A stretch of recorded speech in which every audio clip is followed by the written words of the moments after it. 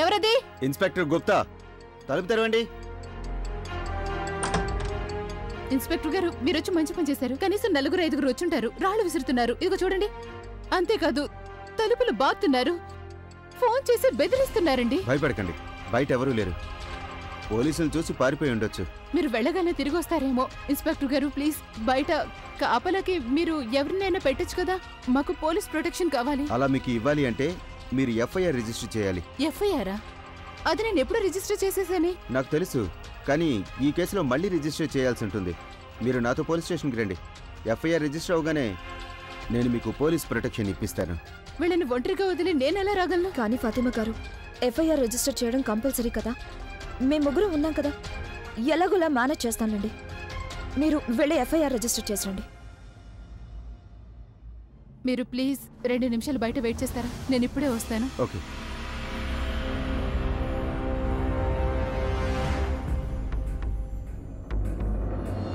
నువ్వేం టెన్షన్ పడకు ప్రేమ.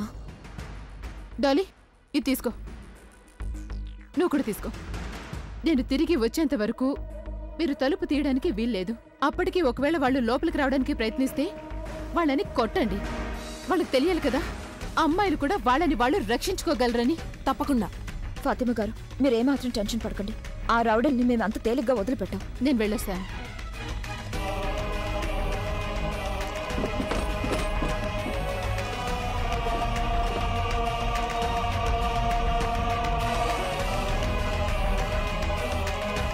డాలీ, నువ్వు కాస్త జాగ్రత్త. ఇంకా కరుణ వాళ్ళ స్కూల్కి ఫోన్ చేసి చెప్పండి. నేను స్కూల్కి వెళ్ళి తన్ని తీసుకొచ్చేంత వరకు అక్కడే ఉంచుమానండి, సరేనా? తలుపులు జాగ్రత్తగా వేసుకోండి.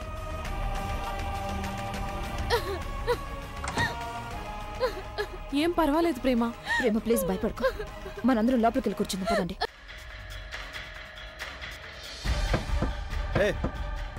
తీయండి తలుపు.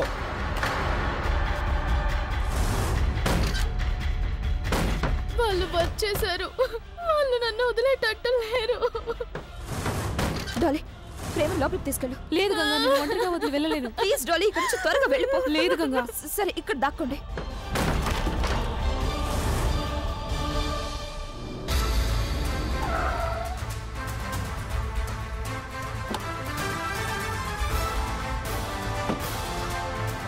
ఏమండి, ఈ అడ్రస్ చూడండి.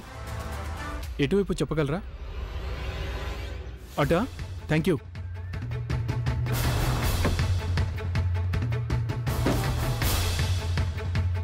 నువ్వు అటు చూడు.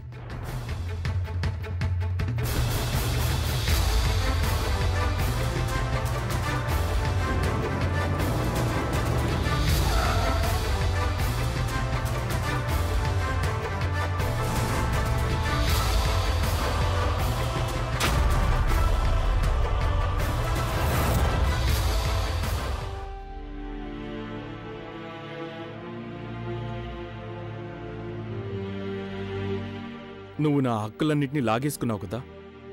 అయినా నీకు చెప్తున్నాను, నువ్వు ఇక్కడ ఉండటం మంచిది కాదు. ఈ ప్లేస్ నీకు అంత సేఫ్ కాదు. నాకు అలా అనిపించడం లేదు. ఇక్కడ అందరూ నాలాంటి వాళ్ళే ఉన్నారు కదా. కొంతమందిని వాళ్ళు నిరాకరించారు, కొంతమందికి అసలు ఎవ్వరూ లేరు. నా కోపం తెప్పించడానికి, నన్ను హర్ట్ చేయడానికి ఇవన్నీ మాట్లాడుతున్నావు కదా నువ్వు. నీకు ఎలా కావాలంటే అలా అనుకోవచ్చు సాగర్. నీ ఆలోచనలని ఆపే హక్కు నాకు లేదు. సరే అయితే విను, నేనేం ఆలోచిస్తున్నాను నువ్వు విను. Ganga, I think that you are cheat. చాలా పెద్ద మోసగత్తెవు నువ్వు. పైగా నీ పొగరుంది చూసావా, నీ సో కాల్డ్ సెల్ఫ్ రెస్పెక్ట్. ఇదంతా ఒక నాటకం. నాటకం తప్ప ఇంకేం లేదు. అర్థమైందా నీకు? నువ్వు నన్ను ఎంతో మోసం చేశావు గంగా. అయినా కూడా నేను నిన్ను యాక్సెప్ట్ చేయడానికి సిద్ధంగా ఉన్నాను. నీకు తోడుగా ఉండాలనుకున్నాను. నన్ను యాక్సెప్ట్ చేయాలనుకున్నావా? సాయం చేయాలనుకున్నావా? నాకు జాలి పడ్డావా? నా మీద ముష్టేయాలనుకున్నావా నీ ప్రేమని? బాబుగారు తన ఆప్యాయతను నాకు ముష్టి పడేసినట్టుగా, తన ఇంట్లో చోటిచ్చినట్టుగా నువ్వు అచ్చం బాబుగారు లాంటివాడు. గంగా, మా నాన్నని మధ్యలోకి లాగొద్దు గంగా. నేనెప్పుడు అలా చెయ్యాలని కూడా అనుకోలేదు సాగర్. కానీ ఒక మాట తప్పకుండా చెప్తాను. నేను ఈ రోజు వరకు ఎవరి దగ్గర నుంచి ఏది లాక్కోవాలనుకోలేదు. ఇక మీదట కూడా అలా చేయను. నేనెప్పుడు నా హక్కును తీసుకోవాలనుకున్నానంతే. నాకు దక్కాల్సిందే. రియల్లీ గంగా? రియల్లీ? నన్ను మోసం చేసిన తర్వాత, మరొకరి పాపాన్ని కడుపులో మోస్తున్న తర్వాత నా మీద నీకు హక్కు ఉందని నువ్వు అనుకుంటున్నావా? No Ganga, you are wrong. అలాంటిదేమీ లేదు. అవును సాగర్, నాది తప్పే. చాలాసార్లు నాది తప్పని నిరూపితమైంది. నిన్ను నమ్మడం నేను చేసిన తప్పు సాగర్. నేను నిన్నెంతగా నమ్ముతున్నానో నువ్వు కూడా నన్ను అంతగానే నమ్ముతున్నావు అనుకున్నాను. ఒక్క నిమిషం, నేను నిన్ను నమ్మాలా? నువ్వు నన్ను చీట్ చేశావు, కానీ నేను నిన్ను ట్రస్ట్ చేయాలని నువ్వు ఇంకా ఎక్స్పెక్ట్ చేస్తున్నావు.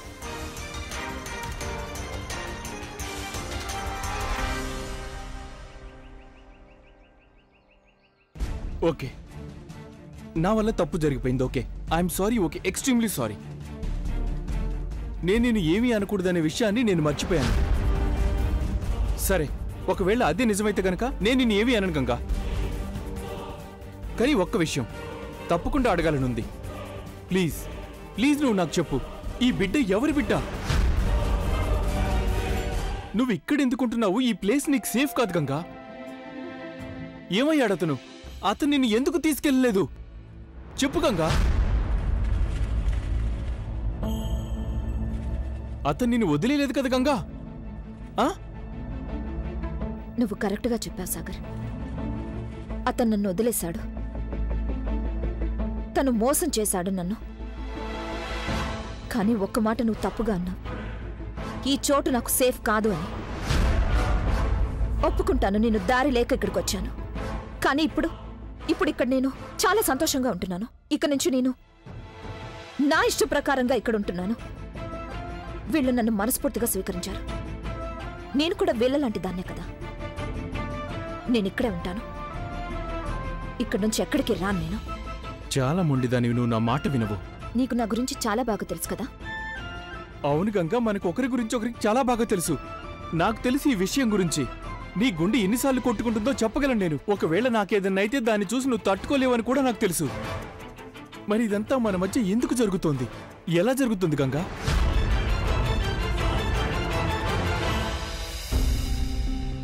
గంగా, నాకు విషయం చెప్పు. ఒకరినొకరు తెలుసుకోవడం, అర్థం చేసుకోవడం, ఇదంతా అబద్ధం కదా? అబద్ధమే అయి ఉంటుంది సాగర్.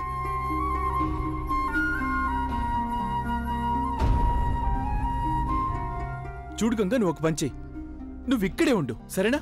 ఇదే నరకంలో ఇక్కడే ఉండు, ఓకే? నేను చెప్తున్నాను, నీ మొండితనం ఉంది చూడు, అలాగే నీకున్న గర్వం ఏదో ఒక రోజు నిన్ను నాశనం చేస్తుంది. యాక్చువల్లీ నాశనం చేస్తుంది కాదు, నువ్వు ఆల్రెడీ నాశనం కావడం మొదలైపోయింది. It's already started.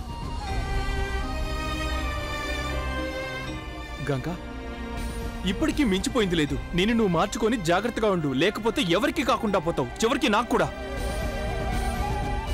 ఒకవేళ అంతా తెలిసిన తర్వాత, ఇదంతా తెలిసిన తర్వాత కూడా ఇప్పటికీ నిన్ను నువ్వు మార్చుకోలేదంటే ఇక ఇది నీ జీవితం, నీ ఇష్టం వచ్చినట్టు చేసుకో.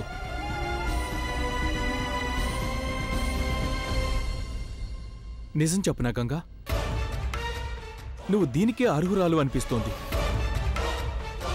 నీకు ఇలాగే జరగాలేమో అనిపిస్తుంది.